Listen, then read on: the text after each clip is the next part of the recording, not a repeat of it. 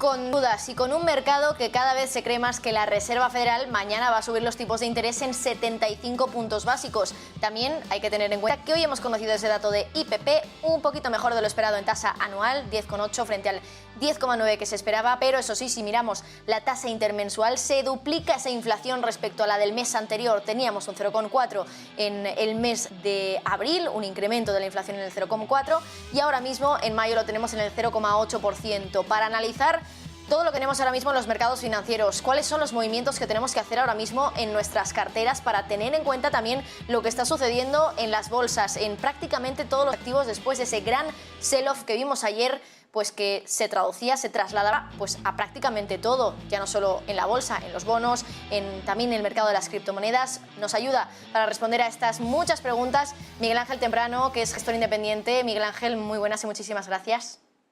¿Qué tal? Muy buenas tardes, Marta.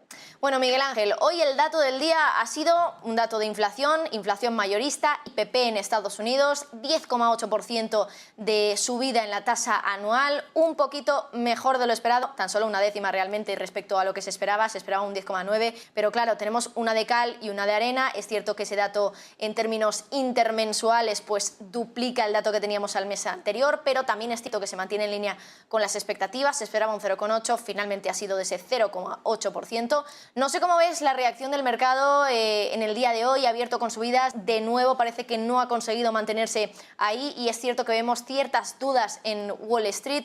¿Cómo ves todo esto? No sé si podemos decir que ya tenemos un suelo en el mercado teniendo en cuenta la fortísima caída que veíamos en el día de ayer. No sé, haznos un pequeño resumen sobre cuál es tu opinión respecto a todo lo que está sucediendo, Miguel Ángel. Bueno, a la hora de ver si tenemos o no tenemos un suelo, salvo que alguien tenga una bola de cristal, es totalmente impredecible, no se puede saber. Yo creo que debemos hacer una lectura desde otro punto de vista, que sería de ¿viene o no viene una recesión? Porque si es verdad que viene una recesión, todavía no habremos tocado suelo. Todos sabemos que las bolsas lo que hacen es anticipar las situaciones económicas. Sin más, el premio Nobel Paul Samuelson lo que decía es que de las últimas 9 recesiones, 5 habían sido anticipadas por los mercados bursátiles, lo cual podría anticipar que nos encontramos en esa situación. No es que sea un índice de exactitud muy importante, pero sí empezamos a ver que hay algún tipo de correlación, como decía Samuelson. Entonces, primera pregunta, ¿qué nos creemos más? ¿Nos creemos que nos acercamos a una profunda recesión o que esto es un tema pasajero? Si entramos en el análisis para intentar escudriñar un poquito más esa situación y, por lo tanto, de manera colateral, ver qué pueden hacer los mercados bursátiles, nos encontramos con que aquellas causas de la recesión, es decir, la crisis de la cadena de suministros, la guerra y la política monetaria restrictiva, que son las 3 causas que hemos encontrado en todas las recesiones anteriormente. Insisto, en las recesiones anteriormente al menos ha habido una de las 3. Ahora tenemos las 3, nos encontramos con que ninguna mejora. El dato que tenemos hoy de inflación, que ha sido inmediatamente contestado por la FED, de que a lo mejor no es un 0,50, sino un 0,75, lo único que está diciendo es que la política monetaria la van a restringir todavía más. La guerra con Ucrania no tiene ninguna pinta de mejorar, sino más bien de todo lo contrario, de empeorar, porque a medida que los occidentales enviamos más armas allí, los rusos se cabrean todavía más y a eso tiene pinta de que se va a enquistar de una manera muy complicada, afectando de una manera radical a la crisis alimentaria en Europa. Y tercero, la crisis de suministros derivada de los confinamientos chinos, bueno, todavía no ha acabado ni muchísimo menos, porque esa política tan rara que tienen del COVID-0, que yo sepa, todavía no la han cambiado. Con lo cual, entrando en la segunda derivada, vemos, o a mi entender, veo que las posibilidades de que nuestras economías entren en una recesión son mayores de que no lo haga. La pregunta es, ¿y cómo van a reaccionar los mercados de capital, los mercados bursátiles? Pues como mínimo, no bien. Como mínimo no bien, es decir, yo no preveo que haya una reacción positiva de los mercados subiendo de manera clara y mucho menos los europeos. Fíjense qué ha pasado con el dólar hoy, inmediatamente se ha ido al 1,04, que a nosotros esto nos está machacando. La energía no hace más que subir y encima la pagamos en dólares. Es lo mejor para que tengamos menos poder adquisitivo, menor renta disponible y mayor inflación. Es decir, todo lo malo que nos puede pasar.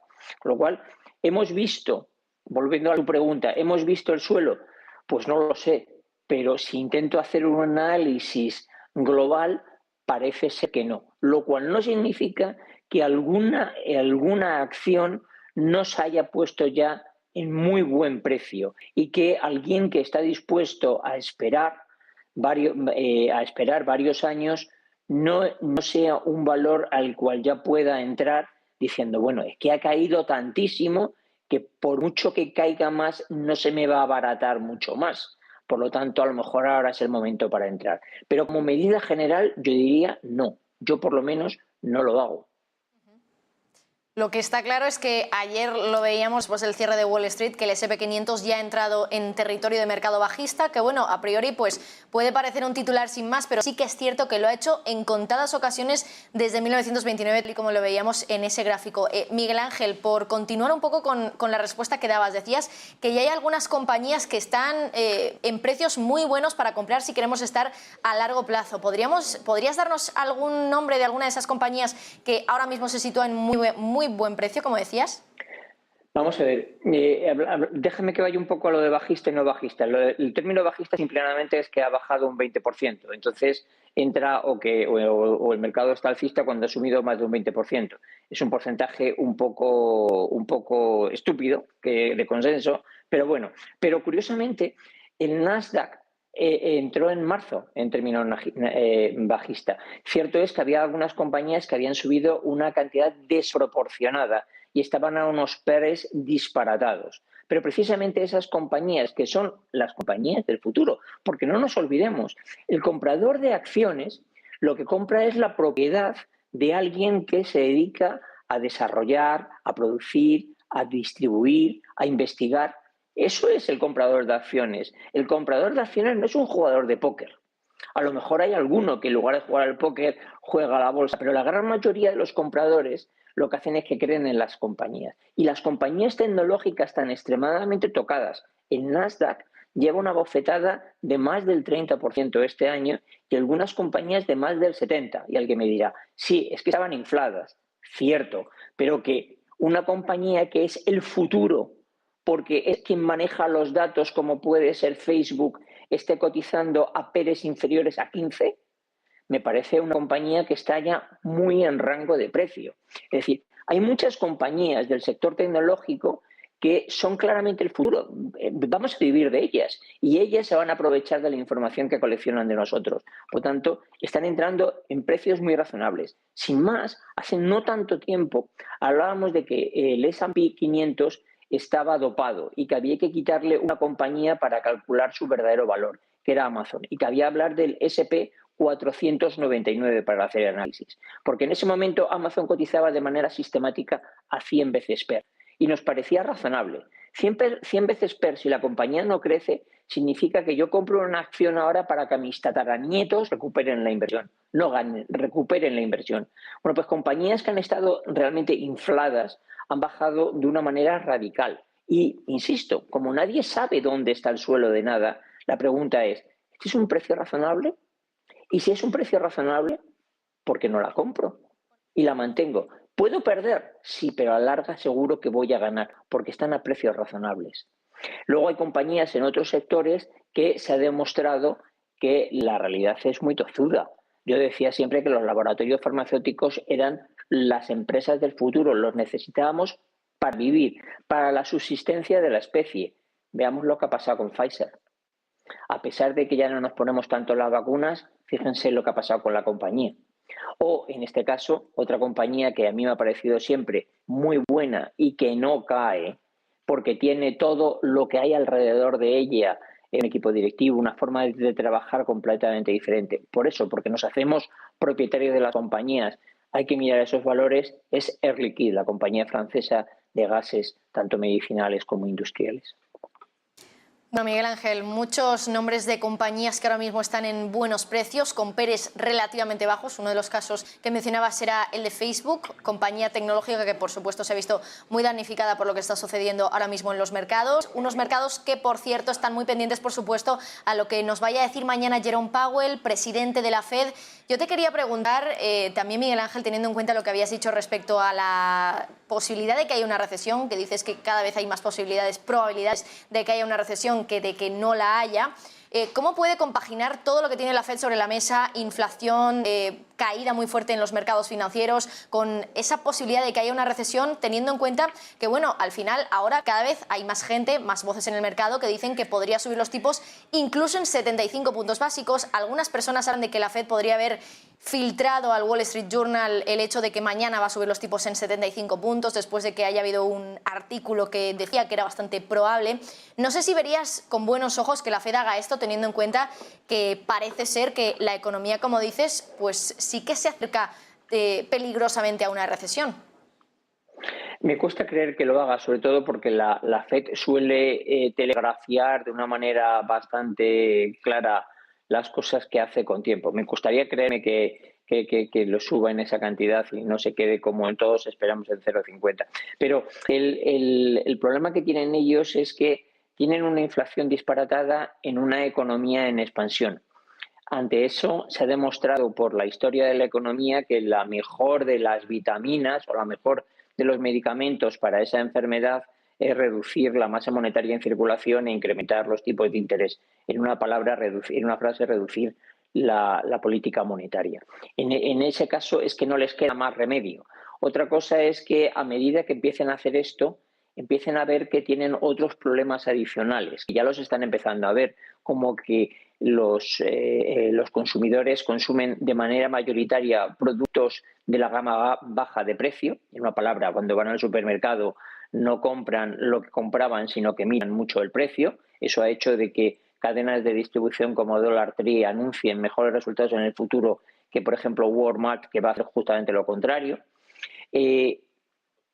Todo te hace pensar que eso ocurre. Además, los americanos han dejado de comprar de una manera masiva los bienes duraderos, por ejemplo, electrodomésticos se han caído en picado. Todo esto puede afectar de una manera crítica a la curva de empleo de empleos industriales, y entonces ellos pueden tener que moderar de alguna manera esta política tan drástica de reducción de estímulos monetarios. Yo creo que es un papel complicadísimo el que están jugando, complicadísimo. Yo no esperaba, honestamente, que también, aunque las provisiones eran de 0,7, yo pensaba que nos íbamos a quedar un poquito menor, que ya se estaba conteniendo, pero la noticia de hoy ha sido realmente mala. No lo sé exactamente qué hará, pero muy probablemente lo dejé en 0,5 y no me creo que lancen el 0,75 para mañana, ni muchísimo menos que tampoco lo anuncien. Luego está el caso europeo. Hoy los índices europeos estaban cotizando con caídas y a pesar de que Wall Street ha abierto con, bueno, tímidas subidas, es cierto, pero que quizá podrían verse apoyadas en ese dato de IPP, que al final podemos decir que ha sido un poquitín mejor de lo esperado. Es cierto que vemos caídas, que en los últimos días hemos visto al IBEX caer mucho, un índice muy bancarizado. A priori podemos pensar que si en este caso el Banco Central Europeo va a subir los tipos, esto podría afectar positivamente a los bancos, porque al final de ahí viene un poco su negocio, sus ingresos y por tanto sus beneficios. ¿Qué es lo que está sucediendo en Europa, teniendo en cuenta que creo que era desde el Banco Central Europeo que hoy decían que no se ve una recesión? Entonces, ¿qué es lo que está pasando? ¿Por qué si estamos subiendo los tipos, en teoría eso debería controlar la inflación y no se avecina una recesión, o al menos no hay tantas probabilidades como en Estados Unidos, tal y como nos advierten muchos expertos? ¿Por qué Europa no remonta? Bueno, en primer lugar, yo quiero conocer el primer día que escucha a un político de manera clara decir que viene una recesión. Es decir, a los políticos lo que dirán es estamos en una recesión. Nunca te la avisan, porque eso es políticamente incorrecto, altamente incorrecto. Eso es lo primero. Lo segundo, el problema en Europa es completamente diferente al problema en Estados Unidos. Y para que todo el mundo entienda a lo que me refiero, me voy a ir al polo opuesto de Estados Unidos, que en este caso es el pelotón de cola, que desgraciadamente nos corresponde a nosotros, a los españoles. Nosotros todavía no hemos recuperado los niveles prepandémicos. A mí se me puso verde cuando yo decía que los íbamos a recuperar a finales del año 22. Se me dijo que era agorero, que no tenía ni idea, que de dónde había salido. Se me dijo de todo. Bueno, pues resulta de que ahora se habla de que lo vamos a recuperar al principio del 24. O sea que la cosa va para larga, cuando los americanos lo han recuperado hace ya muchísimo tiempo. La economía americana es una economía en expansión, donde está hipercalentada y por lo tanto la vitamina o la medicina mejor aparentemente que diría cualquier economista es la reducción de los estímulos monetarios. En Europa es otro problema diferente. La inflación viene generado no por un exceso de demanda, sino por una falta de oferta. Como no hay oferta, suben los precios. Con lo cual, el que tú reduzcas la masa monetaria en circulación o incremente los tipos de interés necesariamente no va a generar una bajada de la inflación. Puede ser que inclusive sea todavía más dañina para la economía. De hecho, esto es una idea muy compartida por la gente del Banco Central Europeo y ahí viene que ellos se están resistiendo todo lo que pueden. Van a incrementar los tipos de interés porque, bueno, llega un momento donde la fuerza te puede, es decir, la masa puede contigo, ¿cómo es que no haces nada? Y en segundo lugar, porque el dólar se está fortaleciendo de tal manera que nos está masacrando y nos está masacrando vía el pago de la factura energética. La energía nos sube, es decir, el petróleo y el gas nos sube y los pagamos en una moneda que es dólares. Si esa moneda además se fortalece con respecto a la nuestra, todavía se nos encarece mucho más el proceso y se inflacta mucho más nuestra economía. Entonces, son dos procesos diferentes. ¿Por qué ha bajado el IBEX de una manera tan radical? Bueno, pues yo creo que por dos motivos fundamentales. A pesar de que es cierto que una subida de tipo de interés debería de apoyar el negocio core de los bancos, que son los principales motores del índice, aunque también hay otros también muy importantes como es Inditex, ¿no? O Iberdrola. Bueno, pues porque fundamentalmente el IBEX es un índice muy pequeño. Y cuando eres muy pequeño, pequeñas cantidades mueven el índice una barbaridad. No hace más que a cualquier gran fondo inversor, por ejemplo, americano o inglés, decida eliminar posiciones o comprar posiciones del índice español y el índice sube. Solo por eso. Para mí, mirar el IBEX no pasa de ser un tema completamente anecdótico. Pues Miguel Ángel Temprano, muchísimas gracias por ese análisis exhaustivo de todos los temas que, bueno, hoy nos atañen en los mercados financieros, donde estamos, como decimos, a la espera de esa decisión de política monetaria, de tipos de interés en la Reserva Federal. Miguel Ángel, gracias. A ti, Marta, un abrazo. Y antes de repasar